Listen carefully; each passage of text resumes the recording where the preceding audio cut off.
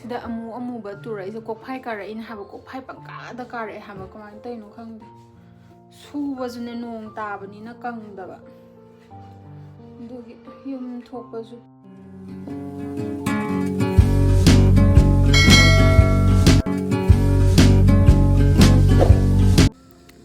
mayam ngasi video sidi hanjang thongbagi video ina hapjarake ai singahan yum degi uchina purak pane ba kangba do chadri ba duna hayeng khangau ngau na ba tingamage toine mangan khraga tingjalle aduga haidi kangabanina pung haidi ahinga mating adi phajana pop thoe ba aduna ngasi ahing dang da thamamage aduga hayeng ayu kanghau ngau doine ba aduna tingjallaga tham. Good morning mayam nongale nongan badatu nong gatete chura leram mahaba weather se dudi ngarang tingamba uchina do smaina tawra lerame pop thoga ngarang di yamna tingi dabane ba do huzik thi pop thoga kan yam leram haba ai di yamoidra khalla yam thina yam leram me adudi mayan machala chai ju sem jang na pi ga se sam thoki ga ngasi se weather si su yamna ka do no mani ga taw haba asu mai chattoine jang le kano taw bulora kan mayan gaidos da leire uchina leire ai yamoidra khala tu yam thina yam leram haba mayan mayam sidagi man yam thokre dagi mangan khra tilau chanam adagi carrot su yaure carrot han aina carrot khra lerakpane ba du pulap ngausal lage tawbane thau sa halle tisbata thadare ai do jira mapum leiramdre ba aduna jira mapum haptre dum haidi tilhauga chanam kai ka tawraga dum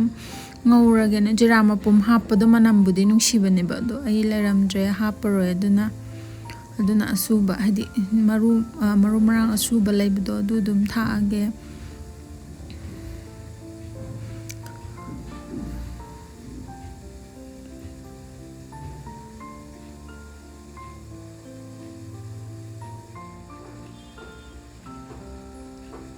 chanam adagi sing kai ka hapchalle mo uchina je cha da bayam kuire ko haidi kam kanda bu chagi ga kaw gra haba yum da le kanda bu di hoi nong phado adum chai ko aduna tana sum haidi kuire ena khamme da kuire chagi da bu uchina kanghw guys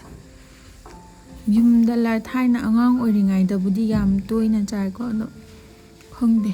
dum mapanda leibadagi di pakna su chaba phangidre bu china kanghw je duna matam kuirabei matungda ngasi muk charage ngauraga kanghw ngaubai mong se aina ngaudu se khangdi mayam ngauna bana kamai ngaubano ai di smaina ngausalle haidi kano tawe mayam na ngaubudadi adum ama chalate do hana ngaubusu yaw uibu ko ado aina ngaubude dum ayu china se hana dum ngausalaga haidi si hana okhara kanda machalate su do hapage yam thina yam gra haba kanghw se ai ithandagi mi amagi kanghw se mi manga taruk na chaga daba kanghw gi charuk thokhreba aina di smaina yam tholakani di thajadaba kitang khakta tingmanina duga mayam thokra machal atei su amuk hapchalage hadi pulap adum ngaugrage ngata ngauraban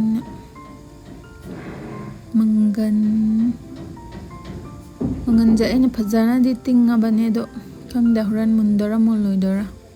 mundaudi male phajana pope ba do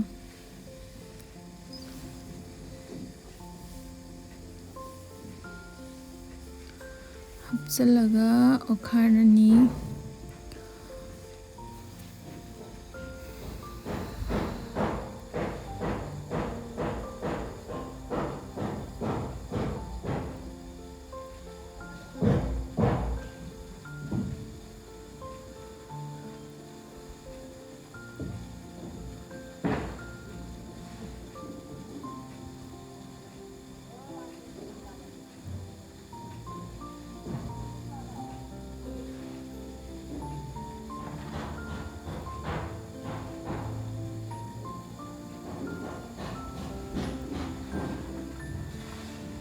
ꯃꯆꯨ ꯊꯥꯛꯆꯜꯂꯒꯦ ꯁꯨꯃꯥꯏꯅ ꯇꯧꯔꯀꯥꯟꯗ ꯈꯤꯇꯪ ꯃꯨꯟꯁꯜꯂꯛꯑꯦꯕ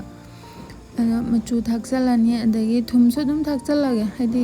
ꯆꯞ ꯃꯥꯟꯅꯩ ꯍꯣꯔꯦꯟ ꯊꯥꯑꯁꯨ ꯀꯩꯗꯧꯔꯁꯨ ꯈꯔ ꯊꯨꯅ ꯃꯨꯟꯅꯕ ꯃꯪꯒꯟ ꯀꯩꯀꯥꯁꯦ ꯑꯗꯨꯝ ꯊꯥꯛꯆꯜꯂꯦ ꯊꯨꯝꯁꯨ ꯃꯣꯔꯣꯛꯇꯤ ꯉꯁꯥꯏ ꯊꯥꯎ ꯉꯧꯕꯗ ꯊꯥꯛꯈ꯭ꯔꯕꯅꯤꯅ ꯑꯩ ꯃꯣꯔꯣꯛꯇꯤ ꯊꯥꯛꯑꯔꯣꯏꯒꯦ ꯑꯣꯠꯈꯥꯏꯔꯦ ꯍꯥꯎꯗꯧꯗꯤ ꯃꯥꯜꯂꯦ ꯃꯁꯛꯁꯦ ꯈꯪꯗꯦ ꯍꯥꯎꯗꯣꯏꯔꯥ ꯍꯥꯎꯔꯣꯏꯗꯣꯏꯔꯥ ꯀꯥꯡꯍꯧ ꯃꯌꯥꯝꯁꯤꯒ ꯑꯩ ꯆꯔꯥ 5-6 ꯆꯥꯔꯅꯤ ꯍꯥꯏꯕ ꯌꯥꯝ ꯊꯣꯛꯈꯤꯕꯒꯤ ꯁꯨꯃꯥꯏꯅ ꯂꯩꯔꯦ ꯃꯈꯨꯝ ꯈꯨꯝꯖꯤꯜꯂꯒꯦ ꯉꯥꯛꯇꯪ ꯉꯧꯔꯒꯦ ꯍꯥꯏꯗꯤ ꯃꯈꯨꯝ ꯈꯨꯝꯖꯤꯜꯂꯒ ꯉꯥꯛꯇꯪ ꯉꯧꯔꯦ ꯑꯗꯨꯒ ꯍꯥꯡꯗꯣꯛꯑꯀꯥꯟꯗ ꯍꯥꯏꯗꯤ ꯃꯁꯛꯁꯦ ꯈꯔ ꯃꯨꯟꯖꯜꯂꯦ ꯍꯥꯏꯕ ꯀꯥꯡꯍꯧ ꯃꯨꯜꯍꯜꯂꯤꯉꯥꯏ ꯑꯗꯨꯒ ꯑꯩ ꯍꯦꯟꯖꯥꯡ ꯊꯣꯡꯅ ꯊꯕꯛ ꯁꯨꯝ ꯈꯔ ꯂꯣꯏꯁꯟꯒꯦ ꯍꯥꯏꯗꯤ ꯑꯩꯁꯦ ꯅꯥꯏꯠꯁꯨ ꯆꯠꯇꯣꯏꯅꯦꯕ ꯑꯗꯨꯅ ꯉꯥꯛꯇꯪꯁꯨ ꯇꯨꯝꯍꯧꯅꯕ ꯅꯥꯏꯠ ꯗ꯭ꯌꯨꯇꯤ ꯆꯠꯇꯣꯏꯅꯤꯅ ꯁꯤꯒꯤ ꯇꯦꯕꯜ ꯀꯩꯀꯥꯗꯣ ꯁꯦꯡꯗ꯭ꯔꯦ ꯅꯍꯥꯟ ꯑꯩꯅ ꯕꯤꯁꯥꯜꯗꯩ ꯂꯩꯔꯛꯈꯤꯕꯗꯣ ꯌꯥꯝ ꯅꯨꯡꯁꯤꯕꯅꯦ ꯍꯥꯏꯕ ꯊꯕꯛꯁꯦ ꯗꯁꯇꯤꯡ ꯇꯧꯕꯗꯗꯅꯦ ꯄꯨꯡ ꯆꯪꯉꯦ ꯑꯗꯨꯝ ꯎꯐꯨꯟꯁꯦ ꯊꯥꯡꯕ ꯆꯠꯊꯕꯤꯒꯤ ꯂꯥꯏꯙꯤꯒꯁꯦ ꯌꯦꯡꯉꯨꯅꯦ ꯀꯣꯛꯐꯥꯏ ꯀꯥꯁꯜꯂꯛꯑꯦ ꯍꯥꯏꯕ ꯌꯦꯡꯉꯨ ꯁꯤꯗ ꯑꯃꯨꯕ ꯇꯨꯔꯛꯏꯁꯦ ꯀꯣꯛꯐꯥꯏ ꯀꯥꯔꯛꯏꯅꯦ ꯍꯥꯏꯕ ꯀꯣꯛꯐꯥꯏ ꯄꯪꯀꯥꯗ ꯀꯥꯔꯛꯑꯦ ꯍꯥꯏꯕ ꯀꯃꯥꯏꯅ ꯇꯧꯔꯤꯅꯣ ꯈꯪꯗꯦ ꯁꯨꯕꯁꯨꯅꯦ ꯅꯣꯡ ꯇꯥꯕꯅꯤꯅ ꯀꯪꯗꯕ ꯑꯗꯨꯒꯤ ꯌꯨꯝ ꯊꯣꯛꯄꯁꯨ ꯄꯨꯍꯧꯗ꯭ꯔꯦ ꯃꯇꯨꯡꯒꯤ ꯂꯥꯏꯙꯤꯕꯤꯁꯦ ꯁꯤꯅ ꯃꯥꯏ ꯃꯃꯣꯅ ꯂꯩꯔꯝꯃꯅꯤ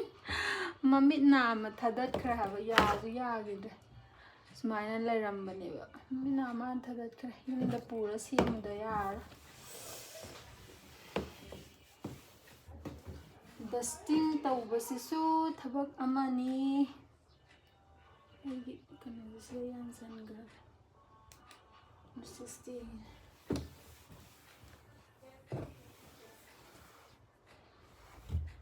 ꯍꯦꯟꯖꯥꯡ ꯀꯥꯎꯏꯅꯦ ꯍꯦꯟꯖꯥꯡ ꯑꯃꯨꯛ ꯌꯦꯡꯃꯤꯟꯅꯔꯁꯤ ꯍꯦꯟꯖꯥꯡ ꯊꯣꯡꯉꯝꯕ ꯃꯌꯥꯝ ꯍꯦꯟꯖꯥꯡꯗꯣ ꯁꯨꯃꯥꯏꯅ ꯂꯩꯔꯝꯃꯦ ꯃꯨꯟꯁꯜꯂꯛꯑꯦ ꯂꯣꯏꯔꯦ ꯃꯨꯊꯠꯄ ꯌꯥꯔꯅꯤꯀꯣ ꯍꯥꯏꯗꯤ ꯃꯆꯜꯁꯤꯡꯁꯦ ꯂꯣꯏ ꯃꯨꯜꯂꯦꯕ ꯍꯋꯥꯏꯁꯨ ꯑꯩꯅ ꯌꯦꯡꯉꯦ ꯍꯋꯥꯏꯁꯨ ꯃꯨꯜꯂꯦ ꯑꯗꯨꯗꯤ ꯃꯨꯊꯠꯂꯒꯦ ꯃꯌꯥꯝ ꯍꯥꯎꯗꯧ ꯃꯥꯟꯕ꯭ꯔꯣ ꯑꯩꯗꯤ ꯍꯥꯎꯗꯧꯗꯤ ꯃꯥꯜꯂꯦꯀꯣ ꯑꯩꯅ ꯊꯣꯡꯖꯔꯕꯅꯤꯅ ꯑꯗꯨ ꯃꯌꯥꯝ ꯚꯤꯗꯤꯑꯣꯁꯦ ꯁ꯭ꯋꯥꯏꯗ ꯂꯣꯏꯁꯜꯂꯒꯦ ꯃꯌꯥꯝ ꯅꯨꯡꯉꯥꯏꯔꯒꯗꯤ ꯑꯩꯒꯤ ꯚꯤꯗꯤꯑꯣꯁꯦ ꯑꯍꯥꯟꯕ ꯌꯦꯡꯕꯤꯕ ꯑꯣꯏꯔꯒꯗꯤ ꯁꯕꯁꯀ꯭ꯔꯥꯏꯕ ꯇꯧꯗ꯭ꯔꯒꯗꯤ ꯇꯧꯁꯟꯕꯤꯔꯝꯃꯣ ꯑꯅꯧꯕ ꯚꯤꯗꯤꯑꯣ ꯁꯦꯝꯖꯔꯛꯄꯅꯤꯅ ꯃꯌꯥꯝꯅ ꯀꯃꯦꯟ ꯂꯥꯏꯛ ꯇꯧꯕꯗꯣ ꯑꯩꯉꯣꯟꯗꯁꯨ ꯍꯦꯟꯅ ꯁꯦꯝꯅꯤꯡꯕꯒꯤ ꯋꯥꯈꯜ ꯐꯥꯎꯋꯦ ꯑꯗꯨꯗꯤ ꯃꯌꯥꯝ ꯁ꯭ꯋꯥꯏꯗ